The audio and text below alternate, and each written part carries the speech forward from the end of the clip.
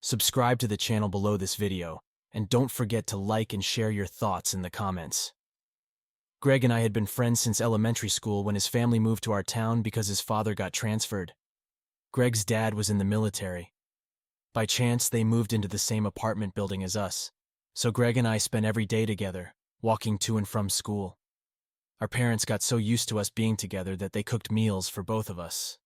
We'd take turns staying over at each other's places, which made it easy for our parents since they always knew where to find us. This lasted through elementary school, and although we started having more freedom later, we had cell phones by then, so our parents could always reach us. If one of us didn't answer, they'd call the other. Our parents joked that soon they wouldn't be able to tell us apart, Greg or Alex, that's me.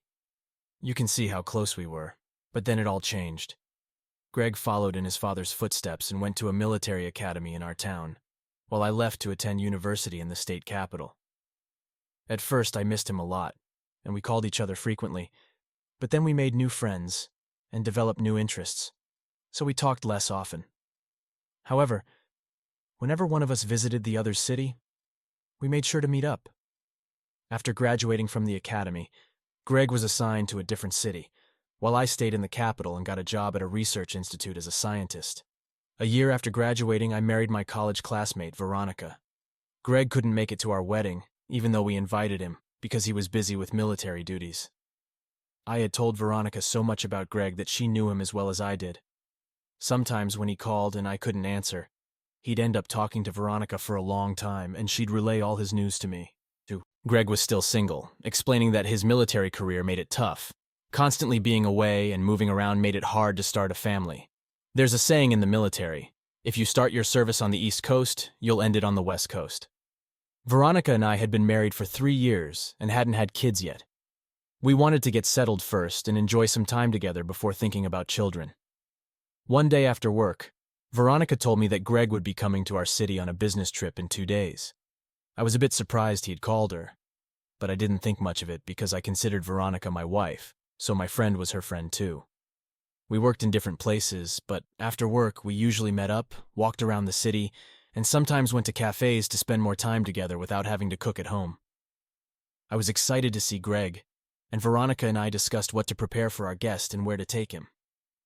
When I called Greg to ask about his plans, he said he wouldn't have time to explore the city, but wanted to stay with us so we'd have more time to catch up. I told him he was welcome to stay, and he joked that he already knew Veronica well from our phone conversations and photos. Veronica was also excited to finally meet my best friend in person. We stocked up our fridge with groceries, understanding that Greg would be coming from a remote area and we wanted to treat him to some local delicacies. Veronica even took a week off to keep the house in order and prepare special dishes for our guest. The atmosphere at home was festive in anticipation of his arrival. Greg was due in the evening, and he said he'd take a taxi to our place. Veronica set a beautiful table with a bottle of fine whiskey in the center. Veronica didn't like whiskey, so we also had a bottle of good red wine for her. When the doorbell rang, signaling Greg's arrival, we went to greet him together. I expected him to be in uniform, but he was in civilian clothes and looked very different, lean and athletic, smelling of expensive cologne. I hugged him first, and we embraced each other firmly for a few seconds. "Greg, great to see you." "Good to see you too, Alex." "Veronica, meet Greg." "Yes, finally. Alex's friend is my friend too," Veronica said, hugging and kissing him on the cheek. Veronica showed him the room where he'd be staying and asked if he needed anything, then invited him to join us at the table once he was ready. "It smells delicious," Greg commented.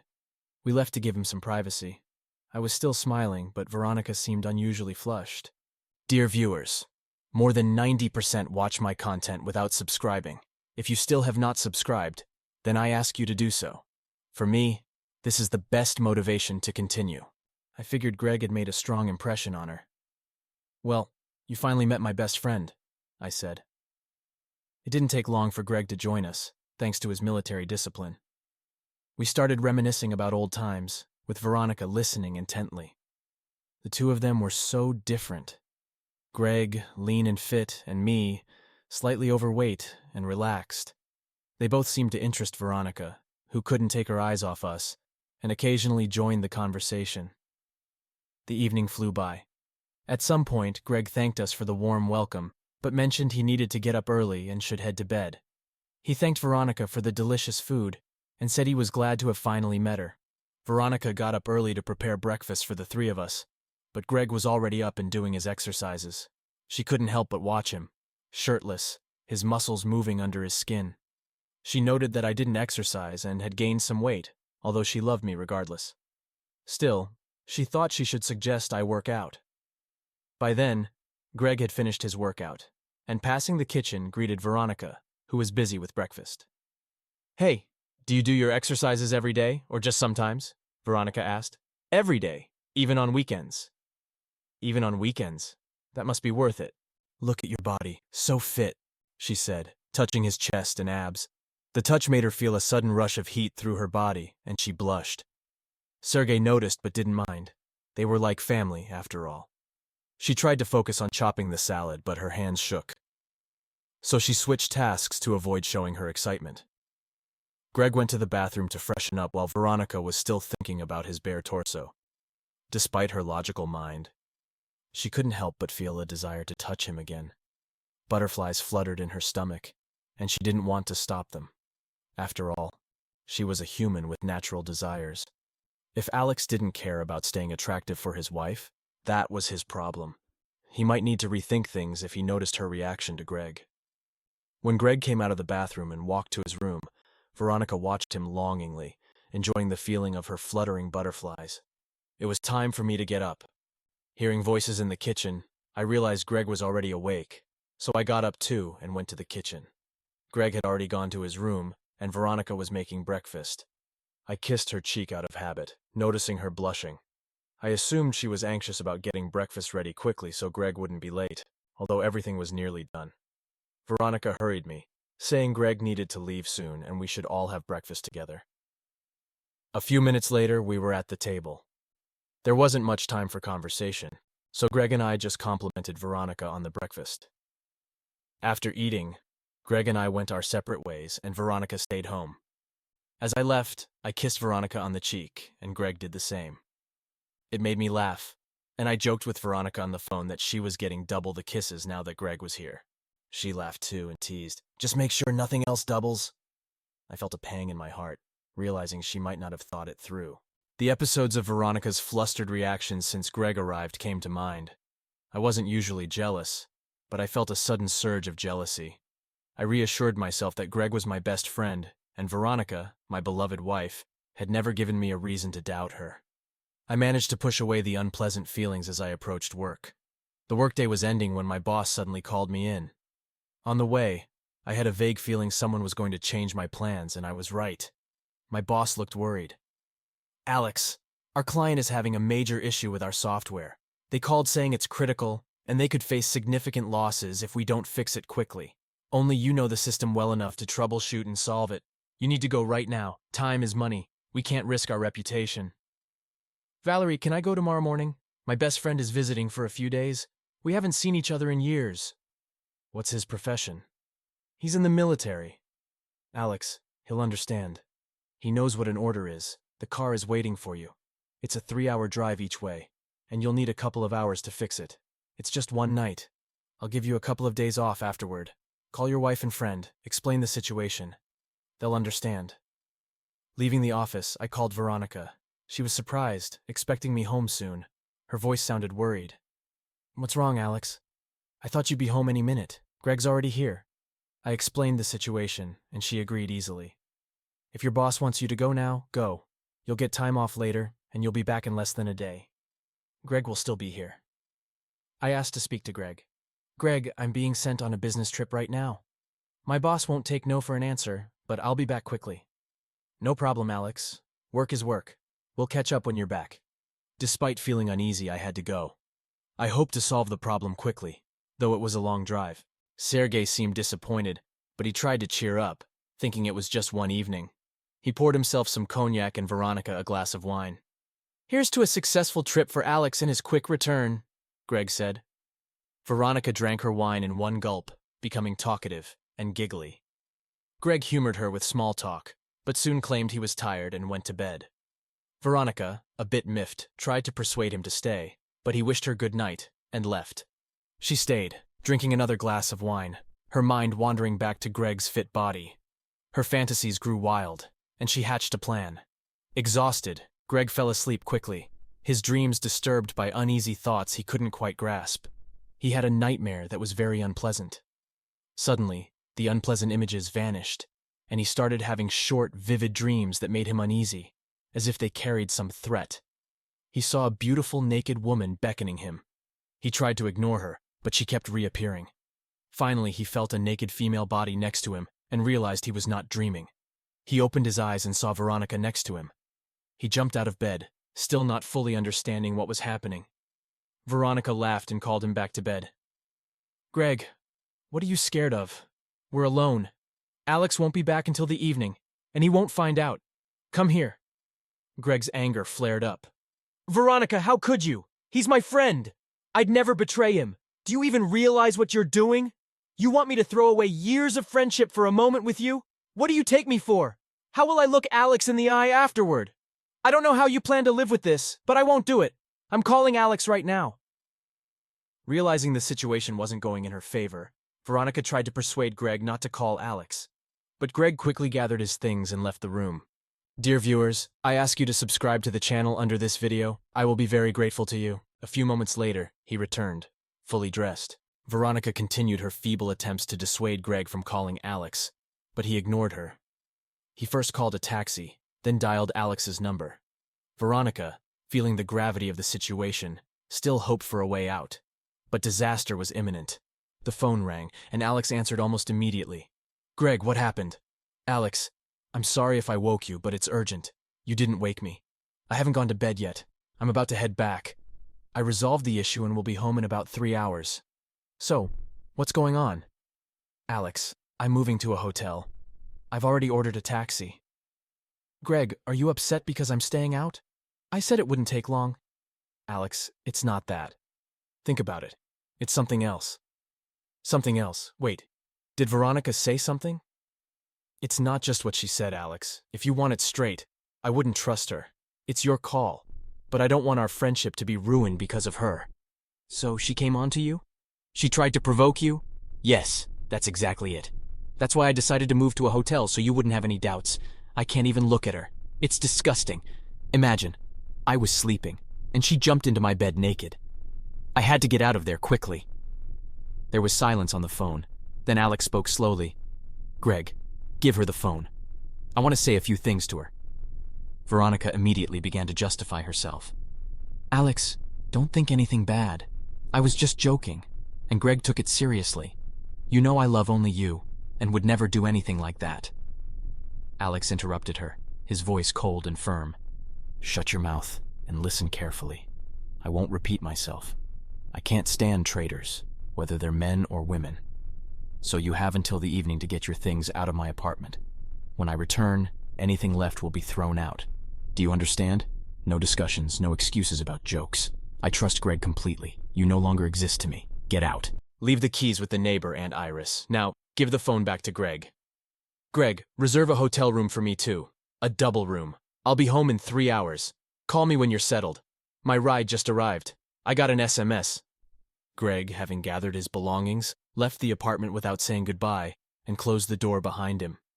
He got into the taxi and gave the driver the hotel address, but asked him to stop by a 24-hour store to buy a bottle of cognac and something to eat. Noticing the driver's curious glance, Greg decided to explain. "A friend is coming back from a business trip in 3 hours. I think we'll need the cognac." The driver, noticing his passenger's distress, decided to make conversation. "Something happened? It's an unusual request. Usually people call for a taxi to the airport or train station at night, not from a home address to a hotel." Greg felt the need to talk and briefly recounted what had happened. The driver nodded understandingly and then shared his own story. "I had a similar situation once. Listening to you, I think your friend could benefit from hearing my story, so he doesn't make the same mistake I did. I got married young, in my 2nd year of university. It was a passionate love, and we couldn't wait, so we got married. After university, we both got jobs at the same company and were inseparable. People even envied us, but we couldn't have children. I suggested she see a doctor, but she kept postponing, saying we needed to enjoy life a bit more. 5 years passed after university. I became a lead specialist and started going on business trips. My wife didn't mind, saying it was good for my career. Once I decided to surprise her by coming back early from a trip. I didn't call ahead. I wanted to make her happy. I arrived early in the morning, opened the door with my key, and heard some commotion in the bedroom. When I went in, there was a colleague from our department, not much higher up than me, scrambling to get dressed. My wife was hiding under the covers, crying and begging for forgiveness, saying it was a mistake. I threw him out and his clothes after him. She cried, saying she loved only me, and it would never happen again. I didn't want to hear it, so I left and wandered the streets all day, too upset to go home. I finally went back at night. She tried to apologize again, but I pushed her away and locked myself in a small room, not sleeping a wink. The next morning she left for work. I knew everyone at work already knew about my horns, as her lover probably bragged about it. I decided to quit my job. I called in sick and said I'd submit my resignation later. I suspect my boss knew because he didn't ask any questions and agreed right away. I decided to work as a taxi driver temporarily, and here I am, still doing it. My wife kept trying to meet with me, calling and even involving her mother. Her mother tried to convince me that she loved me, and it was a one-time mistake. After a month, I decided to believe it was an accident. I loved her deeply, and we'd been through so much together. I forgave her, but became more cautious. One day, I noticed something changing at home. Veronica's behavior had shifted. She spent more time in front of the mirror, but it clearly wasn't for me. She started visiting different salons, meeting with friends more often. Suspicious, I decided to keep an eye on her. One day I saw her take a cab to a restaurant where she met a man I didn't know. I realized that betrayal isn't a one-time event, it's permanent. That was the end of us. Now I live alone and have no desire to start a family. I can't trust anyone anymore, especially after seeing so much infidelity as a taxi driver. Greg listened silently without interrupting. "Tell my story to your friend," I said, "and let him learn from my experience, though he has his own head on his shoulders. You did a great thing as a friend. I'd be proud to have a friend like you. Here's my number. Call me if you need anything in the city. By the way, we've been circling the city for a while now. The store is about 300 feet away, and the hotel is just ahead. Go get your medicine, and I'll take you to the hotel." At the hotel, Greg booked a double room, explaining that another person would join him later. He settled in, took a shower to relax after the events of the night. When Alex arrived, it was clear that the brandy Greg bought was necessary. Greg tried his best to distract his friend, but it was the brandy that did the trick. Though stress was eating away at them, the alcohol helped calm their nerves. Exhausted, they turned off their phones and slept until evening. When Alex turned his phone back on, there were many missed calls, mostly from Veronica and her mother. They likely wanted Alex to forgive her, but the more he thought about it, the more he realized there was no going back. Betrayal was forever. After a long sleep, they decided to go home. Alex wanted to make sure Veronica had moved out, doubting she would risk losing her beloved possessions. At home, Alex was surprised to find Veronica still there, with no intention of leaving. She seemed to hope he would forgive her. Her assumption infuriated Alex. Without a word, he grabbed her dresses from the closet and threw them into the trash. Veronica tried to stop him, but he ignored her. She didn't retrieve her clothes from the dirty container, realizing he was serious. Greg felt sorry for her and persuaded Alex to give her one more day to move out. "Fine," Alex said, "but be gone by the time I get back from work. If you're still here, I'll throw out the rest of your things. And tell your mother not to call me. My decision is final. I won't live with a betrayer." Veronica cried, but Alex walked away, ending the conversation. Just then, his phone rang. "Your mom is calling," he said. "Tell her not to call me and that you're moving your things to her place tomorrow. I don't want to hear from either of you." Veronica informed her mother she was coming over and that Alex didn't want to talk. She called a cab and left. In the kitchen, Alex saw a table set with various dishes. Veronica's attempt to make amends, which only angered him more. "Take all this food to your mom's or I'll throw it out." Seeing she wasn't responding, Alex started dumping the food into the trash. Veronica watched silently. Greg stayed out of it. Understanding Alex couldn't be stopped. In one day, the family Greg had admired fell apart. He felt partly responsible since his visit had triggered the situation. Yet, it seemed like this might not have been Veronica's first infidelity, which made Greg feel even worse. Life is complicated. Couples swear eternal love and loyalty, but a single incident can shatter it all. This uncertainty made Greg hesitant about starting his own family. Before these events, he envied Alex's seemingly perfect marriage and thought about settling down himself. Now, he wondered if building something destined to fail was worth it.